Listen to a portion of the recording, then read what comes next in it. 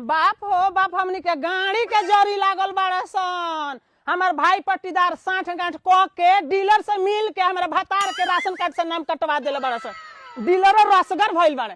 चलो तनी तो उनका पाए लगावत तनी हो रे हे का हो। अरे का मार हाला कले बाड़े रे। हाला करी ना हो, आए कौना के नाम धरी कि कौना के मुंह के चूल्हे में लांग ना लगाई। हमर भतार मर गइल बाड़े कि राशन कार्ड में से नाम कटवा देले बाड़ा सन। रे खेलन तो तोर भातरा रहेला कहां रे? विदेश रहेला। कोई साल से?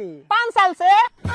रे खेलवड़िया 5 साल में तेरा भतार के एको हाली केवाईसी तो ना भइल होई ना हो रे राड़ी। तो नाम कटी ना त का होई रे? उ सरकार के लिस्ट में मर गइल बाड़े ओही से नाम कट गइल बा। ए तो सरकार के लिस्ट में हम विधवा हो गइनी। रे खेलवड़िया जब ले केवाईसी ना करइबे न तोरा भतार के नाम पर राशन ना मिली।